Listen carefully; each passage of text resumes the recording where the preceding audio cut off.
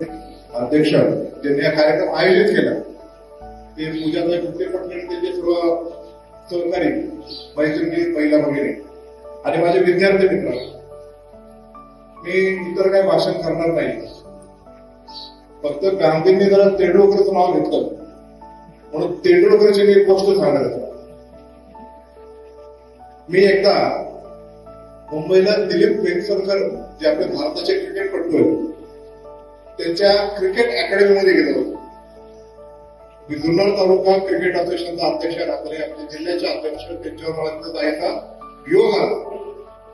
आणि त्या अकॅडमीमध्ये आयसीसीचे IPL आता जे चालू आहे म्हणजे आयसीसीचे T20 मॅचेस होते माहिती का तुम्हाला क्रिकेटचे, त्याचे पॉवर प्लेचे जे नियमावली त्याची चर्चा सत्र की पॉवर प्ले क्रिकेटमध्ये जो असतो त्याचे नियम कसे करायचे, रूल्स अँड रेग्युलेशन कसे करायचे.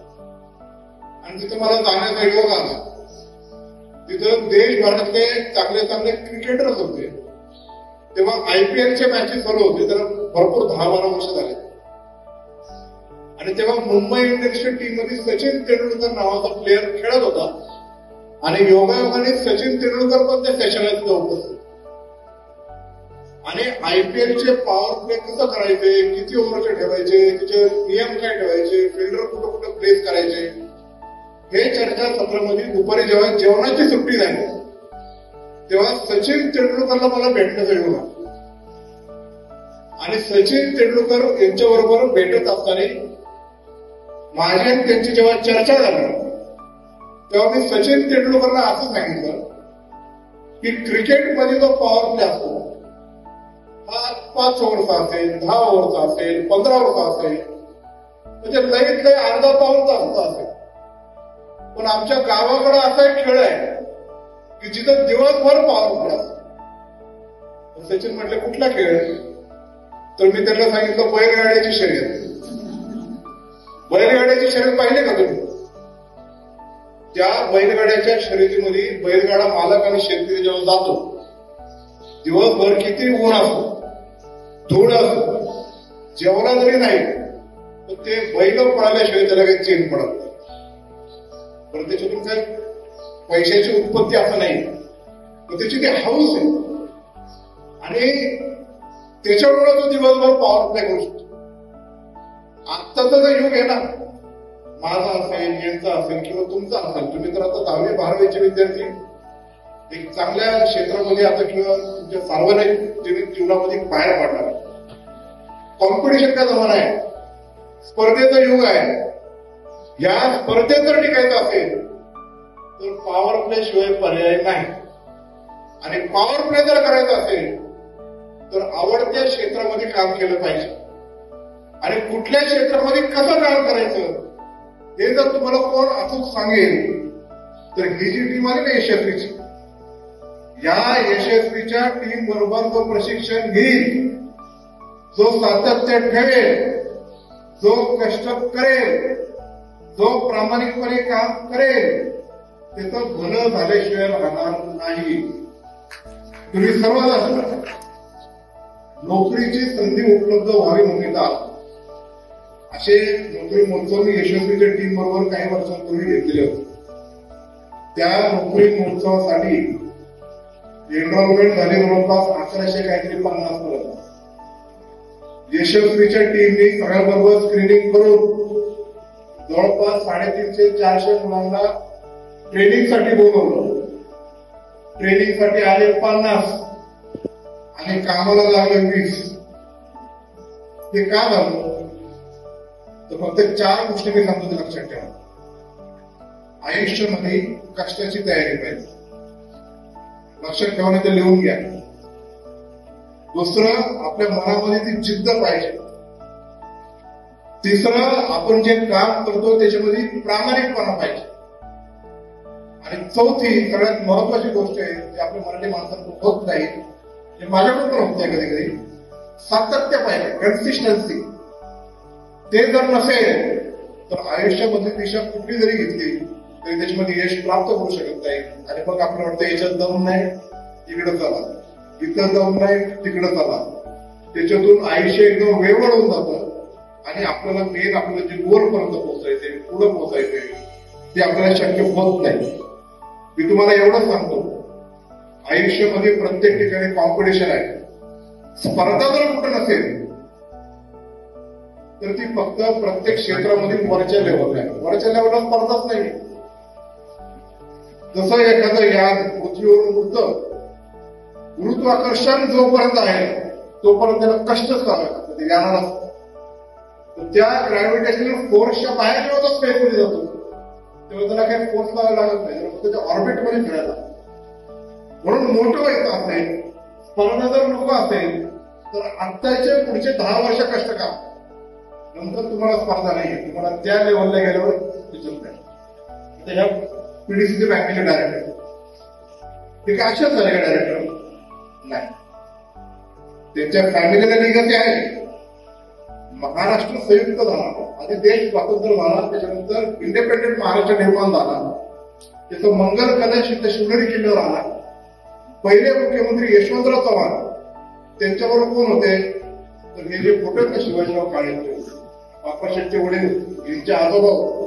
लिगसी आहे म्हणून झालं असं नाही, तर ती शिकली, तिने नोकरी केली, नोकरीच्या जोरावर तिने तिच्या आयुष्यामध्ये उभारी घेतली आणि उभारी घेतल्यानंतर तिने आजपर्यंत जे काही कष्ट केले त्याचं फलित असतं.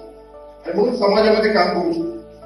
पूजाताईने जर काहीच केलं नसतं तर ती बाकीच्या जनरल नोकरी करतात, हे करतात, असं राहिलं. त्यांनी एवढं संघटन केलं नसतं. तिने ते केले. का केले तर कर्तव्याने केले. ती खूप जिद्दी आहे.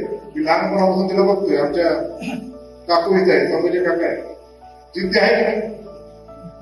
हे जिद्दी आहे. मी प्रामाणिक आहे, हे कष्ट करणार आहे. बाप्पा शेठमध्ये सातत्य आहे.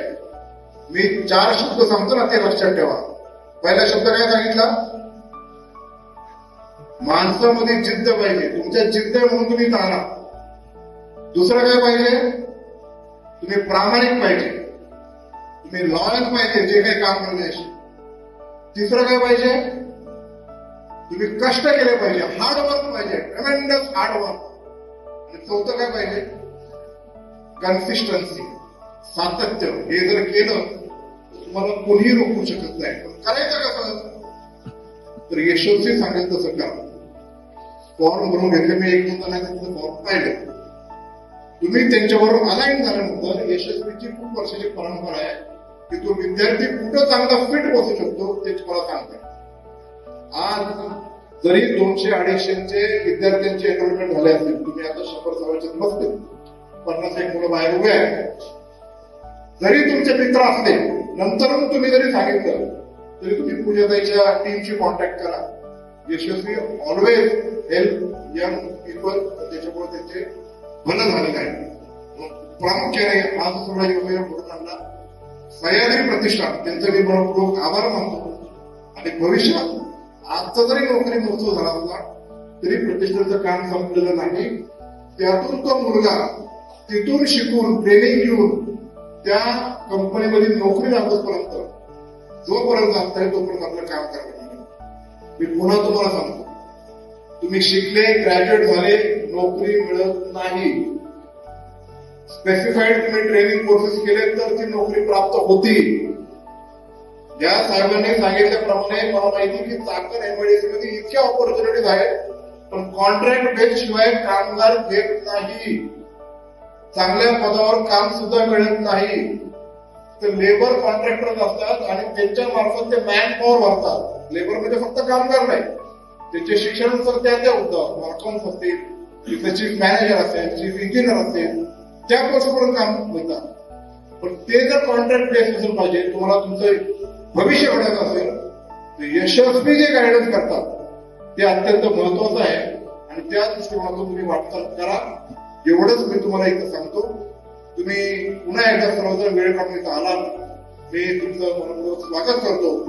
आणि छत्रपती शिवाजी महाराजांचे जन्मभूमीतले हे जे सुपुत्र आहेत, मुलं आणि मुली, एक चांगलं त्यांनी नाव कमवावं हाच आमचा सगळ्यांचा हेतू आहे. आयुष्यामध्ये काही जरी गरज पडली, तुमचे आई वडील आणि गुरुजन तुमच्या मागे तर आहेच, पण आयुष्यामध्ये तुमची आणि सह्याद्री प्रतिष्ठानची जी साथ आहे ती इथून पुढे तुटून देता कामा नाही. जसे तुमचे आई वडील आहेत तसे तुमचे पालक होतो आम्ही स्वीकारलं आहे. कुणी सह्याद्री प्रतिष्ठानने व्हॉट एव्हर इट इज, काही जरी काम असेल तुम्ही आमच्यापर्यंत संपर्क साधा. तुमच्या पर्सनल लाईफमध्ये पण आम्ही तुम्हाला मदत करू. पण तुमची सत्य असले पाहिजे, प्रामाणिक असले पाहिजे, कष्टाची तयारी पाहिजे. काहीतरी करायच्या लोकच काहीतरी सगळ्यांना मदत होणार नाही.